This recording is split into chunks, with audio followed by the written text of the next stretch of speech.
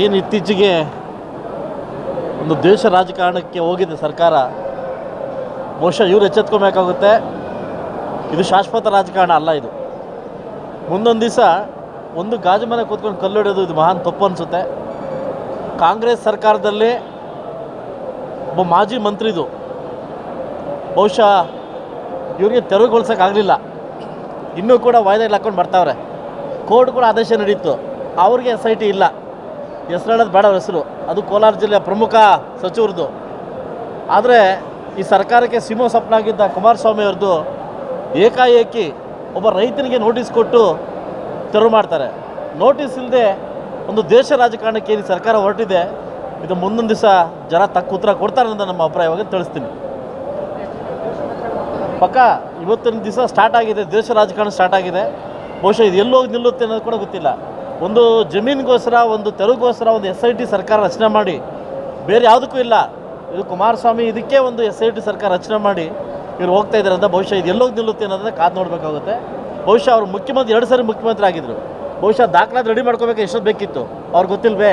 ಬಹುಶಃ ಒಳ್ಳೆ ದೇಶ ಸ್ಟಾರ್ಟ್ ಮಾಡಿದರೆ ಇದು ಎಲ್ಲೋಗಿ ನಿಲ್ಲುತ್ತೆ ಗೊತ್ತಿಲ್ಲ. ತಮಗೂ ತಮ್ಮ ಸರ್ಕಾರ ಕೂಡ ಒಳ್ಳೇದಾಗಲಿ ಅಂತ ಕೇಳ್ತೀನಿ. ಏನು ಇತ್ತೀಚೆಗೆ ಒಂದು ದೇಶ ರಾಜಕಾರಣಕ್ಕೆ ಹೋಗಿದೆ ಸರ್ಕಾರ, ಬಹುಶಃ ಇವರು ಎಚ್ಚೆತ್ಕೊಬೇಕಾಗುತ್ತೆ. ಇದು ಶಾಶ್ವತ ರಾಜಕಾರಣ ಅಲ್ಲ. ಇದು ಮುಂದೊಂದು ದಿವಸ ಒಂದು ಗಾಜು ಮನೆ ಕೂತ್ಕೊಂಡು ಕಲ್ಲು ಹೊಡೆಯೋದು ಇದು ಮಹಾನ್ ತಪ್ಪು ಅನಿಸುತ್ತೆ. ಕಾಂಗ್ರೆಸ್ ಸರ್ಕಾರದಲ್ಲಿ ಒಬ್ಬ ಮಾಜಿ ಮಂತ್ರಿದು ಬಹುಶಃ ಇವರಿಗೆ ತೆರವುಗೊಳಿಸೋಕ್ಕಾಗಲಿಲ್ಲ, ಇನ್ನೂ ಕೂಡ ವಾಯ್ದೆಗಳು ಹಾಕ್ಕೊಂಡು ಬರ್ತಾವ್ರೆ. ಕೋರ್ಟ್ ಕೂಡ ಆದೇಶ ನಡೀತು, ಅವ್ರಿಗೆ SIT ಇಲ್ಲ. ಹೆಸರು ಹೇಳೋದು ಬೇಡ ಅವ್ರ ಹೆಸರು, ಅದು ಕೋಲಾರ ಜಿಲ್ಲೆಯ ಪ್ರಮುಖ ಸಚಿವರದು.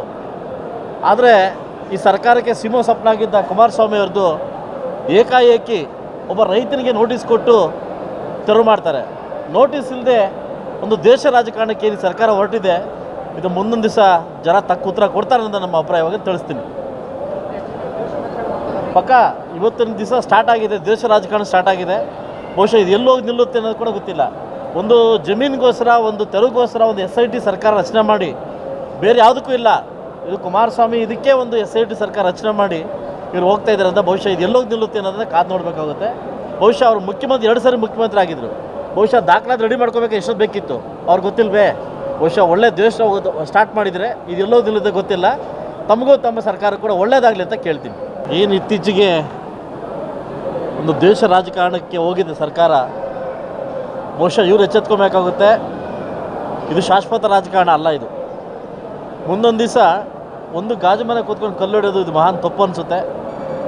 ಕಾಂಗ್ರೆಸ್ ಸರ್ಕಾರದಲ್ಲಿ ಒಬ್ಬ ಮಾಜಿ ಮಂತ್ರಿದು ಬಹುಶಃ ಇವರಿಗೆ ತೆರವುಗೊಳಿಸೋಕ್ಕಾಗಲಿಲ್ಲ, ಇನ್ನೂ ಕೂಡ ವಾಯ್ದೆಗಳು ಹಾಕ್ಕೊಂಡು ಬರ್ತಾವ್ರೆ. ಕೋರ್ಟ್ ಕೂಡ ಆದೇಶ ನಡೀತು, ಅವ್ರಿಗೆ SIT ಇಲ್ಲ.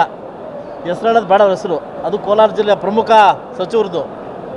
ಆದರೆ ಈ ಸರ್ಕಾರಕ್ಕೆ ಸಿಂಹ ಸ್ವಪ್ನಾಗಿದ್ದ ಕುಮಾರಸ್ವಾಮಿ ಅವ್ರದ್ದು ಏಕಾಏಕಿ ಒಬ್ಬ ರೈತನಿಗೆ ನೋಟಿಸ್ ಕೊಟ್ಟು ತೆರವು ಮಾಡ್ತಾರೆ.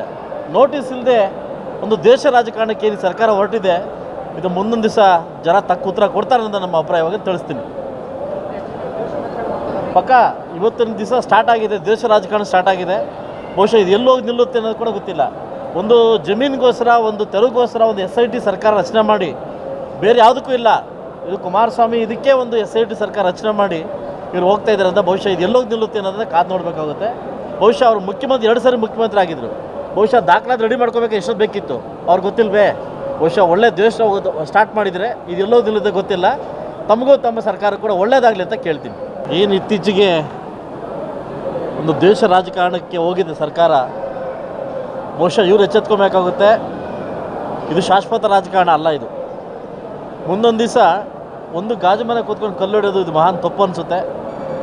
ಕಾಂಗ್ರೆಸ್ ಸರ್ಕಾರದಲ್ಲಿ ಒಬ್ಬ ಮಾಜಿ ಮಂತ್ರಿದು ಬಹುಶಃ ಇವರಿಗೆ ತೆರವುಗೊಳಿಸೋಕ್ಕಾಗಲಿಲ್ಲ, ಇನ್ನೂ ಕೂಡ ವಾಯ್ದೆಗಳು ಹಾಕ್ಕೊಂಡು ಬರ್ತಾವ್ರೆ. ಕೋರ್ಟ್ ಕೂಡ ಆದೇಶ ನಡೀತು, ಅವ್ರಿಗೆ SIT ಇಲ್ಲ. ಹೆಸರು ಹೇಳೋದು ಬೇಡ ಅವ್ರ ಹೆಸರು, ಅದು ಕೋಲಾರ ಜಿಲ್ಲೆಯ ಪ್ರಮುಖ ಸಚಿವರದು. ಆದರೆ ಈ ಸರ್ಕಾರಕ್ಕೆ ಸಿಂಹ ಸ್ವಪ್ನಾಗಿದ್ದ ಕುಮಾರಸ್ವಾಮಿ ಅವ್ರದ್ದು ಏಕಾಏಕಿ ಒಬ್ಬ ರೈತನಿಗೆ ನೋಟಿಸ್ ಕೊಟ್ಟು ತೆರವು ಮಾಡ್ತಾರೆ. ನೋಟಿಸ್ ಇಲ್ಲದೆ ಒಂದು ದೇಶ ರಾಜಕಾರಣಕ್ಕೆ ಈ ಸರ್ಕಾರ ಹೊರಟಿದೆ. ಇದು ಮುಂದೊಂದು ದಿವಸ ಜನ ತಕ್ಕ ಉತ್ತರ ಕೊಡ್ತಾರೆ ಅಂತ ನಮ್ಮ ಅಭಿಪ್ರಾಯವಾಗಿ ತಿಳಿಸ್ತೀನಿ. ಪಕ್ಕ ಇವತ್ತಿನ ದಿವಸ ಸ್ಟಾರ್ಟ್ ಆಗಿದೆ, ದೇಶ ರಾಜಕಾರಣ ಸ್ಟಾರ್ಟ್ ಆಗಿದೆ. ಬಹುಶಃ ಇದು ಎಲ್ಲೋಗಿ ನಿಲ್ಲುತ್ತೆ ಅನ್ನೋದು ಕೂಡ ಗೊತ್ತಿಲ್ಲ. ಒಂದು ಜಮೀನಿಗೋಸ್ಕರ, ಒಂದು ತೆರವುಗೋಸ್ಕರ ಒಂದು SIT ಸರ್ಕಾರ ರಚನೆ ಮಾಡಿ ಬೇರೆ ಯಾವುದಕ್ಕೂ ಇಲ್ಲ. ಇದು ಕುಮಾರಸ್ವಾಮಿ ಇದಕ್ಕೆ ಒಂದು SIT ಸರ್ಕಾರ ರಚನೆ ಮಾಡಿ ಇವ್ರು ಹೋಗ್ತಾ ಇದ್ದಾರೆ ಅಂತ ಬಹುಶಃ ಇದು ಎಲ್ಲೋಗಿ ನಿಲ್ಲುತ್ತೆ ಅನ್ನೋದನ್ನ ಕಾದು ನೋಡಬೇಕಾಗುತ್ತೆ. ಬಹುಶಃ ಅವರು ಮುಖ್ಯಮಂತ್ರಿ 2 ಸಾರಿ ಮುಖ್ಯಮಂತ್ರಿ ಆಗಿದ್ದರು. ಬಹುಶಃ ದಾಖಲಾತಿ ರೆಡಿ ಮಾಡ್ಕೋಬೇಕು ಎಷ್ಟೊತ್ತು ಬೇಕಿತ್ತು ಅವ್ರಿಗೆ ಗೊತ್ತಿಲ್ವೇ? ಬಹುಶಃ ಒಳ್ಳೆ ದೇಶ ಸ್ಟಾರ್ಟ್ ಮಾಡಿದರೆ ಇದು ಎಲ್ಲೋಗಿ ನಿಲ್ಲುತ್ತೆ ಗೊತ್ತಿಲ್ಲ. ತಮಗೂ ತಮ್ಮ ಸರ್ಕಾರ ಕೂಡ ಒಳ್ಳೇದಾಗಲಿ ಅಂತ ಕೇಳ್ತೀನಿ. ಗ್ಯಾರಂಟಿ ನ್ಯೂಸ್, ಸುದ್ದಿ ಖಚಿತ, ನ್ಯಾಯ ನಿಶ್ಚಿತ.